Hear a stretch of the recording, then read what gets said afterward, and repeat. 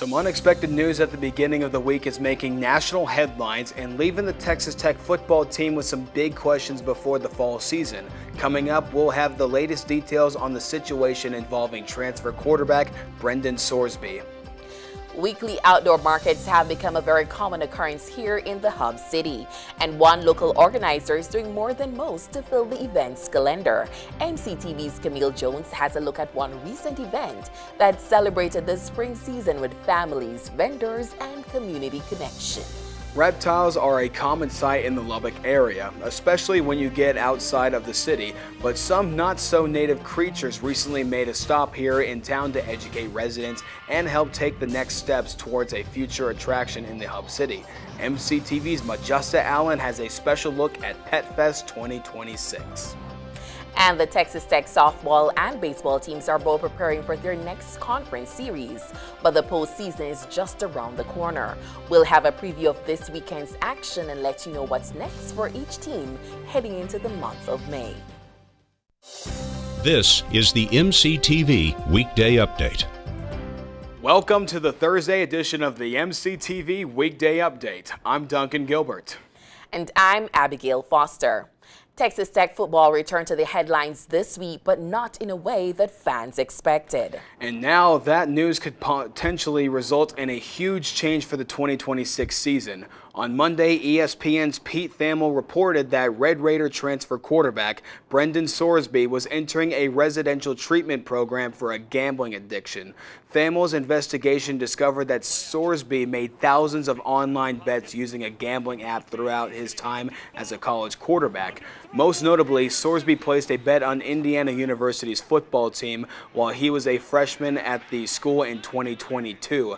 Sources told Thamel that the bets were placed for the Hoosiers to win, and Sorsby did not bet on the single game he played that year as a reserve quarterback.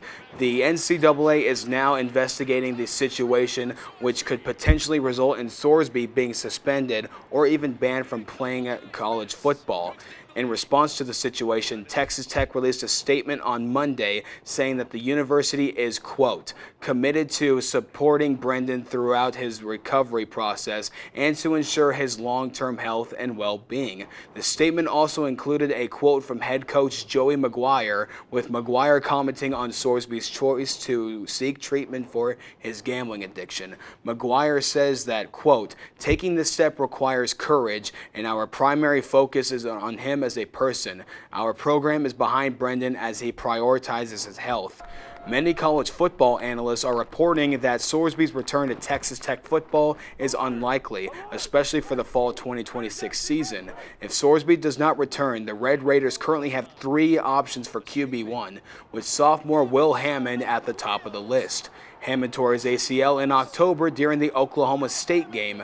Earlier this month, Coach McGuire told reporters that Hammond is not expected to be ready by the first game in September and may not return until Week 3 when the Red Raiders take on Houston at the Jones. In other news, students here at Texas Tech are gearing up for finals. The last day of classes is Tuesday and final exams start next Thursday. With the semester quickly coming to an end, many campus groups are focusing on helping students finish out on a high note. The spring edition of Countdown to Finals was open to all students yesterday in the sub-ballroom. The Office of Student Engagement took over the ballroom and converted it into an academic-focused space with study areas, success resources, and even free drinks and snacks. Each of the study areas included tables and dry erase boards for group work, and the success resources were provided by representatives from around campus, including the Undergraduate Writing Center, TSI Instructor Tutoring, and the University Career Center. Countdown to Finals is a biannual event taking place during the last week of the fall and spring semesters. The Office of Student Engagement also hosted Countdown to Midterms event back in February. If you missed out on yesterday's event but are still looking for help to get through finals, check out the Office of Student Engagement website at studentengagement.ttu.edu. Another event that has become a staple on the end of the semester calendar is also a great way to grab a free breakfast before focusing on one of the most stressful times of the year. The Davis College of Agricultural Sciences and Natural Resources opened up the dairy barn yesterday morning and invited students in for a treat. Do Not Forget to Study for Finals took place from 9 to 11 a.m., giving students in the college an opportunity to grab a quick breakfast or snack and receive encouragement to do their best as they finish out the semester. Along with the donuts, attendees could also grab finals resources to prepare for exams. Study tip sheets were also available for students looking for ways to get the best grades possible as they finish the semester. Do Not Forget to Study for Finals has become a regular part of the Davis College's calendar after hosting the tasty event at the end of each semester for the last 2 years. As a reminder, the official start of finals for the spring is Thursday, May 7th, following Dead Day and the last day of classes on May 5th. Once finals are over, many students will pack up and leave Lubbock for the summer. But for many Red Raiders, the end of finals is also the last step before completing their academic journey at Texas Tech. Spring commencement ceremonies are scheduled for Thursday, May 14th through Saturday, May 16th. Thousands of Red Raiders will walk the stage to receive their degree wearing the traditional black cap and gown. But along with the gown, many students wear additional items to signify their achievements in college, including graduation cords. Yesterday, the Office of Student Engagement invited first-generation undergraduate students to the sub's Red Raider Lounge to pick up their official graduation cord. The blue and white braided cord is a way for the university to honor first-gen students who may be the first person in their family to go to college. We just hope that they take away that they are appreciated and congratulated, and that they know that what they've, all the work they've put in the past 3 or 4 years has been worth it. Students who stop by could also enjoy free refreshments and a chance to meet other first-gen students who are graduating in May. If you are a first-generation college student and didn't have a chance to stop by yesterday's First Gen Finish Line event, the staff from Student Engagement will be back in the sub's Red Raider Lounge on the first day of commencement. Graduation cords will be handed out again on Thursday, May 14 from 3 to 5 p.m. If you aren't graduating and you don't have any scheduled finals, this may be your last weekend in Lubbock until next fall. And if that's the case, there's lots of events you could check out between now and Sunday. One of those options is the weekly Moe's Market held not far from campus. But last weekend, the market expanded beyond its standard concept to celebrate the heart of the spring season. MCTV's Camille Jones stopped by to see what she could find. It's springtime here in the 806, and I'm at the Lubbock Arboretum for the Seed and Stem Festival, hosted by Moe's Productions. They've got some music, they've got food, jewelry, and of course plants, so I can't wait to see more about it. Saturday afternoon, Moe's Productions hosted their second annual Seed and Stem Festival, which brought out gardeners, families, and their pets to the Lubbock Arboretum for a day in the sun. Bringing out 62 vendors, Morgan Guffey-Salea says that Seed and Stem was held as a grand opening for the spring season and as a way to show off the hard work and craft of so many local businesses. We have a lot of talented people in this community, so kind of just being able to put them up and go, look at what we have here, but really to showcase our gardening scene. We have a lot of farmers that do a really good job. We have a lot of people who make, really cool things. So it was kind of that, kind of give everybody a chance to get some stuff for their garden, take care of some people, let them do what they need to do. So yeah, it was just a good way to really launch the spring and the nice weather and be happy to be back. It was a busy event that was brought to life with yoga, face painting, and live music while the market vendors set up their stands around the walkway of the Arboretum. Logan Canifax, owner of the Wild Creek Witch and full-time Moe's Market vendor, considers the free classes to be one of her favorite parts of the weekly markets. Each weekend there's always a different thing.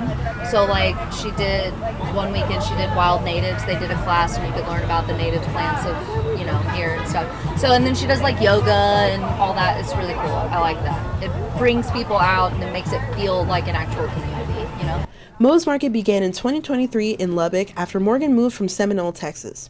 The initial purpose of the markets was to allow small businesses to stay alive through the struggle of COVID, and it continued to blossom from there. Mo's passion for local creativity shines through her events, as well as her own screen-printed designs that represent Lubbock. I'm so blessed. If we're being honest, I just really love our community and the way that they have responded to everything we do. We're really thankful for that support. Me and my whole entire team, I couldn't do it without them. Seed and STEM may be over, but the market is still hosted every Saturday from 9 a.m. to 1 p.m. Check out mo-markets.com for more information on their schedule or how to become a vendor yourself. I just came back from the Seed and STEM Festival and I ended up getting some sweets, some bread, a few little trinkets and things, and I even got my very own Mo's Market t-shirt. So I'd say that the festival was a success. I'm Camille Jones and it's back to you. Thanks, Camille. After a very warm start to the week, high temperatures dropped almost 20 degrees yesterday, and it's even colder today. The cooler temperatures might have caught students by surprise the last 2 mornings, but more changes are on the way that could make getting around the campus a lot harder tomorrow. Chief Weather Specialist Elisabeth Herring joins us in studio with the details on what to expect for your Friday and beyond in today's MCTV forecast. Elizabeth.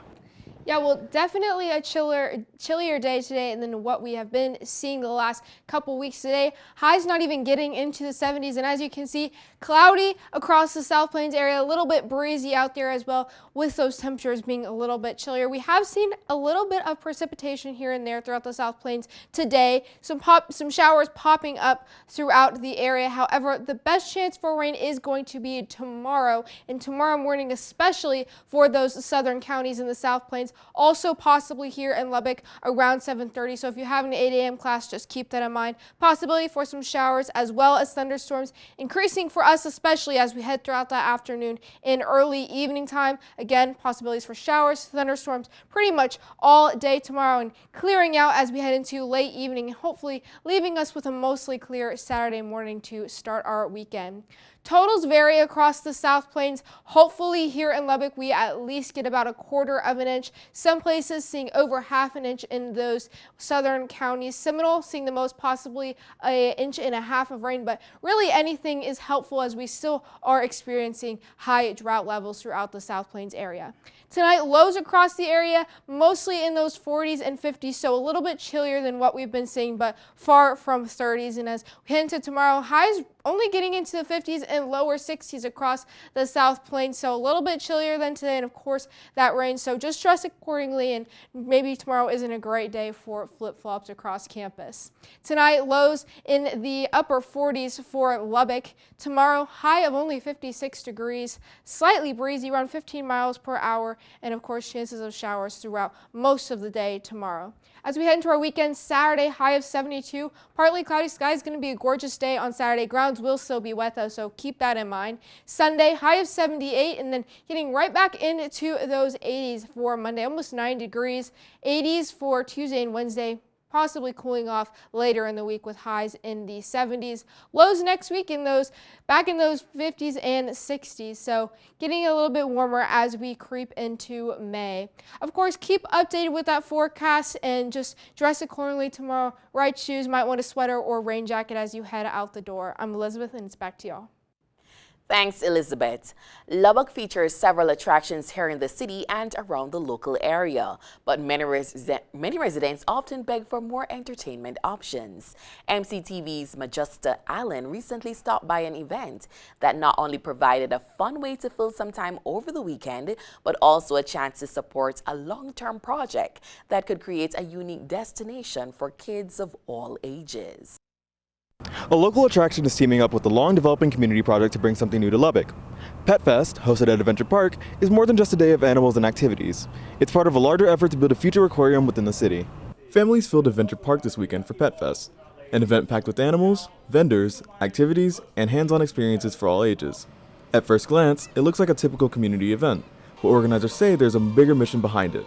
Kai Evans, co-owner/operator of Adventure Park and president of the Lubbock Aquarium, advocates for the educational and interactive value of aquatics and animals overall. Just looking for different things to do for family that are both educational and interactive.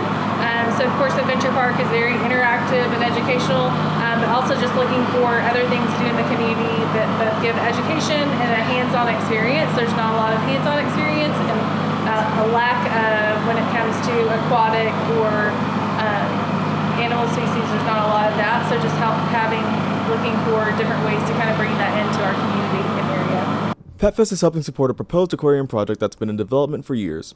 Organizers say the goal is to bring an educational and interactive space to Lubbock, giving residents, especially kids, the chance to experience marine life up close without leaving the region. But turning that vision into reality will take continued fundraising, planning, and community support. Matthew and Marcus, part of the Crocodile Encounter team, want kids and adults to acknowledge and lessen their fears towards certain animals. A lot of kids, a lot of people are just naturally afraid of crocodilians, snakes, lizards, stuff like that. So by being up close and personal, having them come to you sort of thing, it helps a lot of people get over that natural fear that they have. It helps people just appreciate these animals a lot more so that we can do more for conservation out in the wild.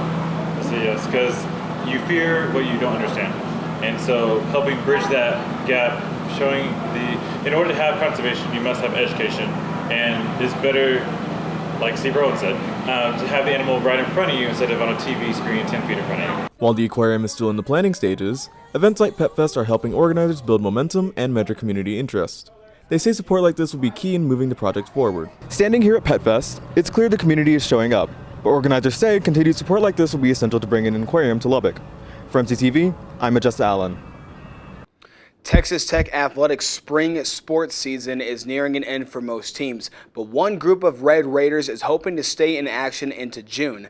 Texas Tech softball played their final midweek game of the regular season on Tuesday. The Red Raiders hosted the Tarleton State Texans at Tracy Sellers Field at 6 p.m. And after that, the team did what they do best: run rule their opponent. Mia Williams, Jasmine Burns, and Caitlin Terry each hit a home run, and Lauren Allred belted 2 out of the park to make up for 10 of the Red Raiders' 12 total runs. Terry also pitched her 20th win of the season, and Samantha Lincoln finished with 3 outs to cap off Texas Tech softball's 34th run rule victory of the season. The Red Raiders are now gearing up for their final Big 12 series against Baylor, with the first game starting tonight at 6. The remaining games are scheduled for tomorrow, also at 6 p.m., and Saturday at 1:30 p.m., also on their home field, but with the chance for rain. Friday's game could possibly be moved or made up on Saturday. After this weekend, the team will head to Oklahoma City for the Big 12 softball tournament, and with the Red Raiders ranked in the top 5 all season, the team is a shoe-in for the NCAA tournament that starts in mid-May. If all goes well, Texas Tech softball hopes to make a return to the Women's College World Series, also in OKC at the end of May. Texas Tech baseball's schedule didn't go as planned this week after the chance for severe weather led to cancellation of Tuesday's matchup with Oklahoma. But the Red Raiders' schedule is still on track for this weekend as the team heads to Waco for their next conference matchup. Texas Tech's next opponent is Baylor Bears, who are currently sitting in 11th place in the conference standings. The Red Raiders fall 2 spots lower in 13th place and could really use some wins to improve their chances of making it to the Big 12 tournament. The tournament includes only the top 12 teams in the standings, and the Red Raiders are currently 3 games out of the 12th place spot. This weekend series kicks off tomorrow at 6 p.m. at Baylor Ballpark, followed by a 2 p.m. first pitch on Saturday and a 1 p.m. start for Sunday's finale. After this weekend, Tech baseball only has 2 more conference series remaining to make up their deficit in the Big 12 standings. But both BYU and Cincinnati are currently in the middle of the pack, which creates a difficult road for the Red Raiders. Texas Tech baseball and softball are still at least a week out from postseason play, but a couple of other Red Raider teams are prepping for the final stretch of the season. The men's golf team wrapped up play yesterday in the Big 12 Championship. The number 6 ranked Red Raiders finished 4th in the tournament, falling behind TCU, Arizona, and Oklahoma State. The team is now waiting to find out where they will head for the NCAA Men's Golf Championships. The Division I selection show will air next Wednesday on the Golf Channel. In the meantime, the women's golf team is already making travel plans for their regional appearance in the 2026 NCAA tournament. The Red Raiders will be in Ann Arbor, Michigan from May 11th to the 13th, with hopes of advancing to the championship championship round that starts during the final weekend of the month. Texas Tech's women's golf team is making their return to the national tournament for the first time since 2023. Overall, this is the team's 23rd regional appearance in program history. Throughout the school year, the Student Activities Board has offered dozens of fun and free events to help Red Raiders survive the daily grind of college life. The next 2 weeks can often be the most stressful of the semester for many students. And with that in mind, SAB is hosting one of their final events to offer some encouragement as the year comes to a close. Next Monday, the Student Activities Board will take over the sub-courtyard and roll out the red carpet for their latest event. Your Star Good Luck on Finals will offer students a chance to make their own Walk of Fame star and then take a celebrity-style picture at photo booth. SAB will also be handing out care packages to help students make it through finals. Next week's event starts at 10 a.m. and continues until 2, and all Red Raiders can join in with a student ID. And even though SAB's schedule is almost finished for this year, make sure to like and follow them on Facebook and Instagram to find out about future fun and free events. So, Abigail, do you still have a lot to do between now and the end of finals? Yes, Duncan, my hands are pretty full with wrapping up my grad courses and my TA responsibilities. How about you? Well, I'm about to wrap up my first year at Texas Tech University, and I'm ready for the stress of finals to be over with, Abigail. I'm so ready to get through. We're almost there. Yes, we're going to finish strong. But that's all today for the MCTV Weekday Update. Thanks so much for joining us, and be sure to check ttuhub.net every day for more news. We'll see you next week.